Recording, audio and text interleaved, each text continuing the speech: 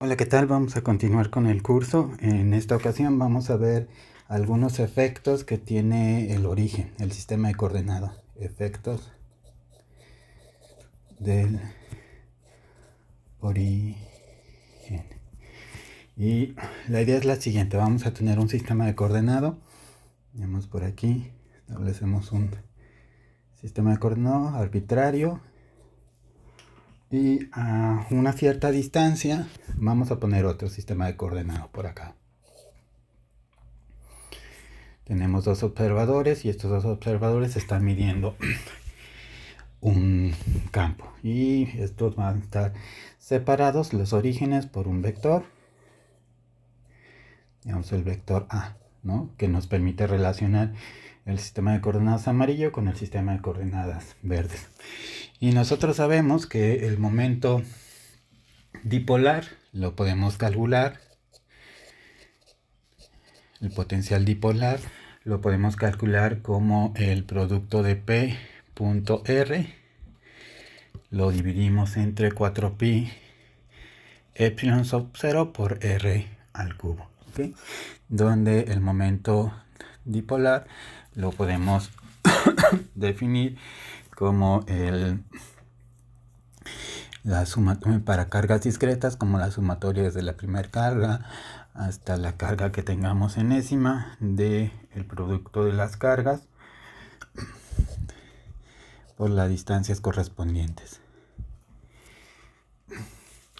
Y entonces la pregunta ahora es, ¿este potencial que estamos poniendo será válido para el sistema amarillo o necesitaremos tener un potencial, ¿no?, distinto cuando estemos en el sistema de coordenadas verdes? Y eso es importante porque si el potencial cambia, si aquí definimos un potencial diferente del momento dipolar, y aquí tenemos un potencial del momento dipolar y no son iguales, entonces eso nos puede establecer, ¿no?, que hay sistemas de referencia preferentes, o podemos fijar, ¿no?, en qué sistema de referencia estamos en función de las diferencias que hay entre los potenciales.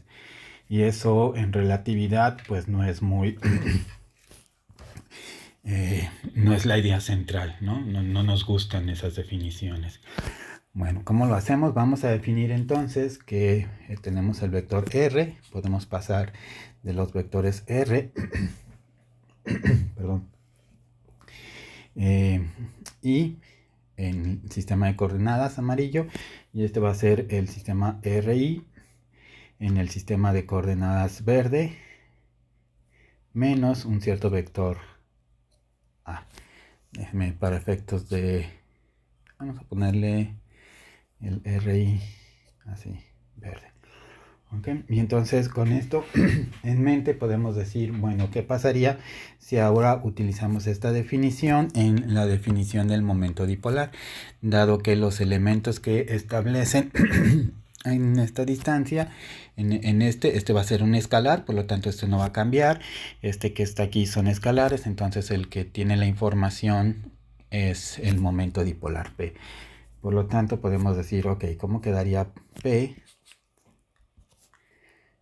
en el sistema de coordenadas amarillo? Pues esto por definición sería entonces la sumatoria con respecto a I de los QI por los RI. ¿Okay? Pero si hacemos la sustitución, esto sería igual a la sumatoria de todas las cargas. ¿De qué cosa? Pues de las QI, eso no va a cambiar. Y luego el vector RI lo podemos tomar de la definición que tenemos arriba. Entonces este sería el vector RI menos al vector A. Ok, aquí me hace falta el vector. Y cerramos la definición. Como es una resta, podemos repartir la resta sobre cada término. Y entonces esto nos quedaría la sumatoria. Déjenme poner esto mejor. La sumatoria desde que I es igual a 1 hasta la última partícula que tengamos. ¿De qué cosa? De el QI por el vector RI. Y luego sería ahora menos, estamos haciendo esta resta, entonces sería la sumatoria de las I de los QI por el vector A. ¿Okay? Podemos simplificar aquí porque en este término, como A es constante, lo podemos sacar Entonces esto lo podemos poner como A, por lo que te dé la sumatoria. A por lo que te dé la sumatoria de los QI y sumamos con respecto a I. Pero la sumatoria de todas las cargas pues es la carga total. Entonces aquí te quedaría A por un Q y lo voy a poner aquí total. Y de este lado pues tenemos la misma definición. Q multiplicada por R, Q multiplicada por R, pero esta está en el sistema de coordenadas verdes. Querrá decir entonces que el momento P medido en el sistema de coordenadas amarillo va a ser igual al momento P, es este que está aquí. Esto va a ser, bueno, todo junto con todo y la sumatoria. Esto que está aquí va a ser P medido en el sistema de coordenadas verde, P menos el vector A, que es el vector de separación entre estos dos sistemas de coordenadas por la carga total que tenemos en el sistema. ¿Okay? Y entonces pues llegamos a esta relación entre los momentos medidos en ambos sistemas de coordenadas. Y pues no nos gusta mucho, ¿ok? Porque quiere decir, aquí me faltaría, aquí ya no debería de tenerla ahí, que el momento dipolar depende en función de en qué sistema coordenado estás. Pero podemos hacer algo, podemos decir, ¿y qué pasa si la carga total es 0? ¿Okay? Si la carga total es 0, y esto es plausible porque podemos tener un número de electrones, digamos positivos, partículas positivas, más el mismo número, pero ahora de partículas negativas. ¿Ok? Entonces esto nos daría 0. Entonces sí es factible que tengamos la carga total 0. Y si eso ocurre, entonces en ese caso, bajo esas condiciones, pues el momento P medido en el sistema de coordenadas verde es igual al momento P medido en el sistema de coordenadas amarillo. Y eso es lo que nos gustaría. Y puede ser factible porque, ¿no?, en términos generales, nuestro universo es neutro, entonces siempre tenemos la misma cantidad de carga positiva y de carga negativa. Por lo tanto, sí es posible establecer que el momento dipolar calculado en un sistema de referencia es igual al que se tenga en cualquier otro sistema de referencia, siempre y cuando estemos hablando de un sistema neutro. Si ese es el caso, entonces podemos establecer. Muy bien. Ahora lo que me gustaría hacer es calcular las relaciones del momento dipolar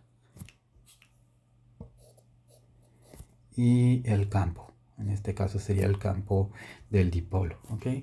¿Qué vamos a entender por un dipolo? Pues como el nombre lo dice, vamos a tener dos cargas.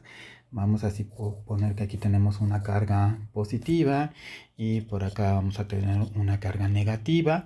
Ponemos un sistema de coordenadas para ubicarlos, digamos aquí, y vamos a trazar unos vectores para ubicar estos vectores, ¿no? Entonces, digamos, trazamos un vector por aquí.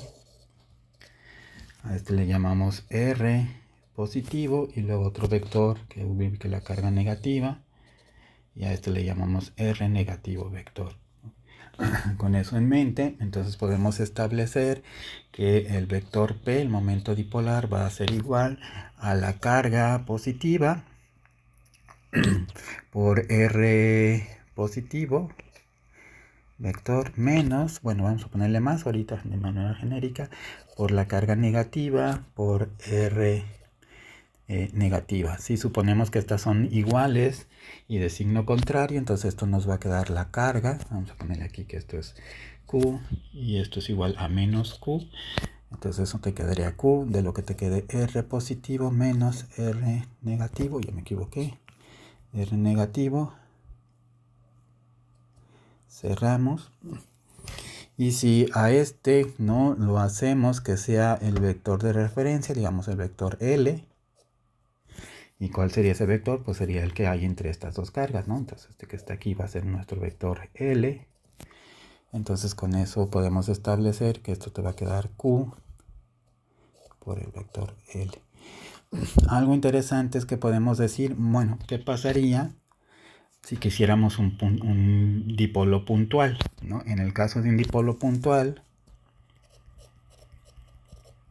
lo que vamos a pensar es que esta L, vamos a ponerle en tamaño, el tamaño de la L se está acercando a 0. ¿Okay? Se está haciendo muy chiquito, y entonces en ese caso tendríamos un dipolo puntual. Estas dos cargas están aquí muy juntitas una con otra, o sea, podemos decir aquí está la carga positiva y aquí está la carga negativa, y este es el vector L de separación que hay entre ellas. Y entonces casi siempre para efectos prácticos podemos pensar en dipolos puntuales, en donde las cargas están separadas una distancia.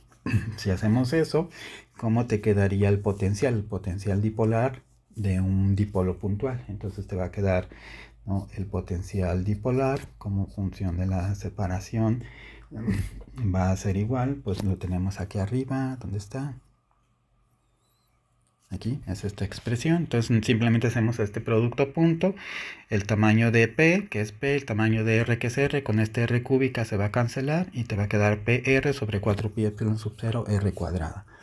Entonces eso me va a quedar así, P R por el coseno del ángulo, todo esto escalado sobre 4pi epsilon sub 0, déjame poner esto mejor, 4pi epsilon sub 0 por r al cubo. Si hacemos cuentas aquí, entonces esta r con esta r se cancela y me queda p por el coseno del ángulo entre lo que me quede el valor de 4pi epsilon sub 0 por r cuadrada. ¿Okay? Y este sería mi potencial. Podemos hacer aquí algo interesante y decir, ok, vamos a encontrar las superficies o las superficies equipotenciales.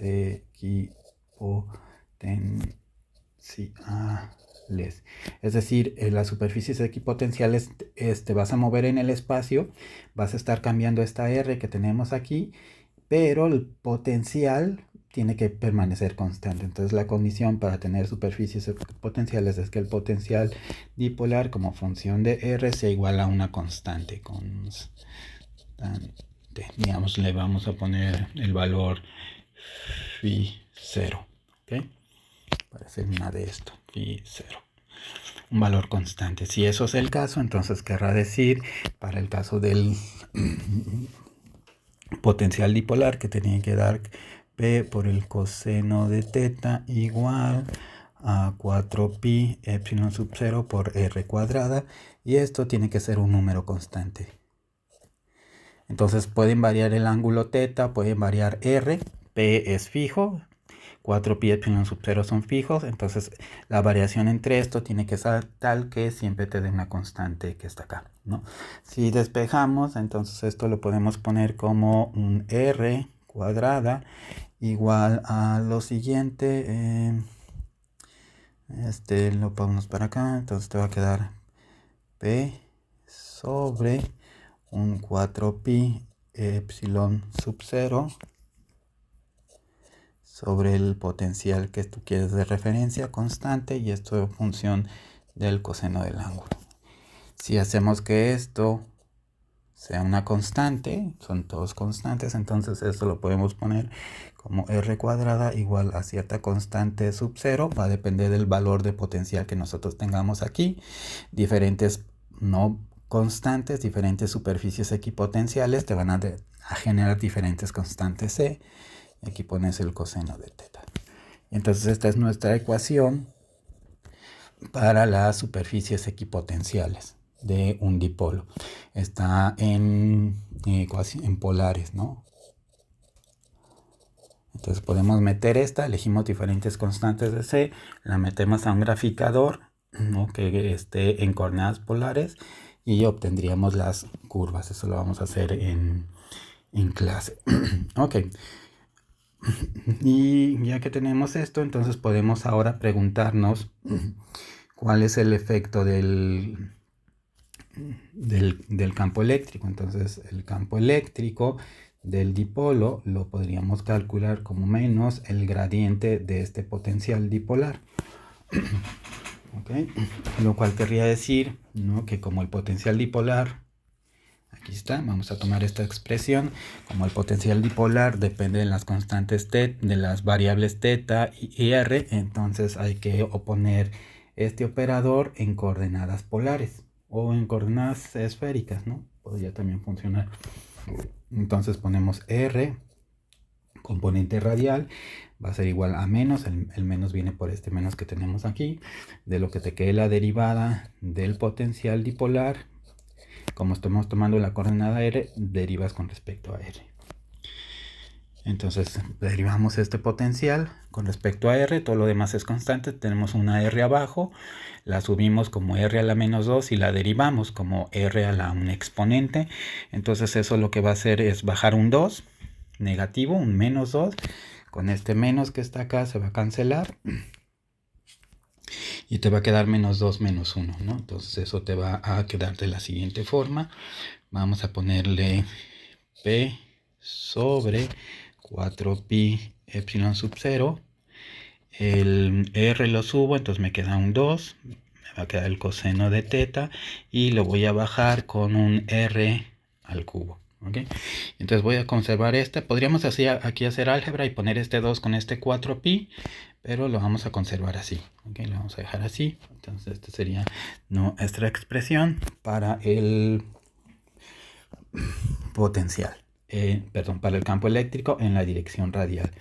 Nos hace falta el campo eléctrico en la componente angular, en la componente de θ. Entonces aquí ponemos θ y esto que sería igual, otra vez ponemos la componente de este operador en la dirección angular y eso te va a quedar entonces 1 sobre r de lo que te quede la derivada del potencial dipolar con respecto a la derivada de θ. Y esto sería igual a lo siguiente. Vamos a derivar, eso está fácil porque aquí está un coseno. La derivada del coseno es el menos seno, con el menos que tenemos de la fórmula, este que está acá, se cancela y entonces te va a quedar simplemente p sobre 4pi epsilon sub 0. Cerramos este que está aquí, cerramos este que está aquí y te quedaría entonces aquí seno de θ sobre r cúbico. ¿Okay? Y entonces esto ya nos daría las componentes que tenemos del campo eléctrico en la dirección radial y en la dirección angular. Y con esto entonces podríamos intuir cuáles son las líneas de campo eléctrico. Eléctrico. Y la idea es, ¿no? Supongamos que tenemos una línea algo así. Esa sería una línea, le estoy haciendo un zoom. En un punto, vamos por aquí, vamos a tener en esta línea, vamos a poner más para acá, en este punto vamos a tener una componente que sea tangente, este sería mi componente E. Esta componente que está aquí, que es una componente de este campo, va a tener una componente radial. Déjenme exagerar esto para que me quede mejor la figura. Supongamos que tenemos por aquí algo así.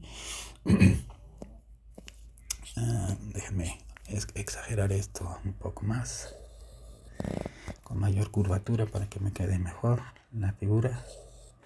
Entonces este va a tener una componente radial. Este sería el campo E que tenemos aquí, el campo E. Pero este campo E va a tener una componente radial, que sería esta que está aquí, y va a tener una componente tangencial. Este sería una que está por acá, ¿no? O sea, aquí tendríamos la componente radial y aquí tendríamos la componente en la dirección angular, ¿ok? Que son las que acabamos de calcular, esta y esta. Si yo quisiera conocer la ecuación de estas líneas de curva, ¿no? Las líneas de campo, y es lo que yo quiero encontrar. O sea, yo quiero encontrar la forma de estas líneas, de esta línea amarilla. Entonces lo que vamos a proponer es que si ustedes se fijan en esta línea, tenemos también por definición, voy a cambiar de color para que me permita ubicarlo, tenemos en esta también un vector por aquí que va a ser mi vector ds y es el vector tangente. no, perdón, el vector de longitud, pero este vector de longitud también está tangente. Entonces podemos establecer lo siguiente, podemos establecer que el pequeño diferencial de vector de S va a ser proporcional a el campo eléctrico en ese punto. Y le ponemos aquí una constante de proporcionalidad, K, y de este lado ponemos el elemento de campo E. ¿Ok?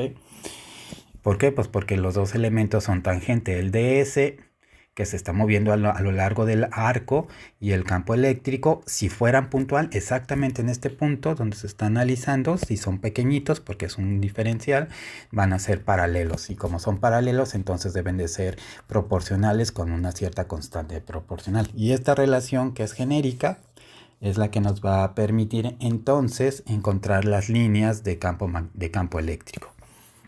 ¿Cómo lo hacemos? Pues entonces esta ecuación la descomponemos. Como es una ecuación vectorial, entonces esa, si la expandemos, tenemos componente radial y tenemos componente angular. Entonces eso te va a quedar de la siguiente forma: un diferencial de R, el valor de la constante por el campo que tienes en la dirección radial. Y luego vas a tener una componente angular de teta, pero como estás en coordenadas no angulares, este debe de ir escalado como el vector R, y ese tiene que ser igual a una cierta constante, que es la misma, por el campo en la dirección angular. ¿Okay? Entonces ya tenemos dos ecuaciones y resolvemos estas ecuaciones, y eso nos debe dar las líneas de campo eléctrico. Estos datos que tenemos aquí ya los sabemos, son estas expresiones que están acá, pero no sabemos el valor de la constante de proporcionalidad. Entonces, como no lo sabemos, lo que vamos a hacer es dividir. Cuando dividamos uno entre otro, la constante se va a cancelar. Entonces vamos a poner el diferencial de R, y este lo vamos a dividir entre R de teta. ¿Ok? Si hacemos eso del otro lado también, entonces esto te quedaría K por E de R sobre la misma K por E de componente angular, y es lo que les decía. Entonces esta componente con esta componente se cancelan, y básicamente te queda entonces que esto es igual a ER sobre E angular, y podemos sustituir lo que es ER, lo que es SR es esto que está acá. Entonces lo ponemos, te quedaría esta P sobre 4pi epsilon sub 0, lo encerramos y ponemos aquí un 2 coseno de teta sobre R cúbica, y luego eso tiene que estar dividido entre la componente teta, que es esta que está acá. Entonces otra vez ponemos P sobre 4pi epsilon sub 0 sobre el seno, ay, qué feo me quedó esto, por el seno de la variable angular entre R al cubo. Hacemos álgebra, evidentemente esta constante que está aquí y esta constante que está aquí se van a cancelar, el R cúbico y el R cúbico se van a cancelar, y te va a quedar entonces 2 coseno sobre seno. ¿Ok? Entonces esto, si lo agrupamos, te queda el dr sobre r por d de teta igual a lo que te quede 2 por el coseno de teta sobre el seno. Que lo escribo, ¿vale? No, sobre el seno de teta. Entonces lo que hay que hacer ahora es encontrar solución. Fíjense que nos quedó una ecuación diferencial. Entonces encontramos la solución a esta ecuación diferencial, y lo que nos da no es muy complicado, se puede hacer directo. Lo que nos va a dar entonces es la ecuación para las líneas de campo eléctrico. Entonces resolviendo eso, te queda ya que R es igual a una cierta constante, ¿no?, que va a depender de las características que tenemos del seno cuadrado de teta. Y entonces ya tenemos tanto las líneas del campo eléctrico como las líneas del potencial. Si ustedes grafican estas dos juntas, van a encontrar que las líneas de campo eléctrico, digamos que estas son las líneas de campo eléctrico, y las líneas del potencial deben de ser siempre perpendiculares entre sí. Se van a cruzar y en los puntos que se crucen deben de ser perpendiculares. Ok, nuevamente eso lo pueden demostrar directo de estas dos ecuaciones y algo de geometría analítica. Con eso terminamos esta sesión. Nos vemos hasta la próxima.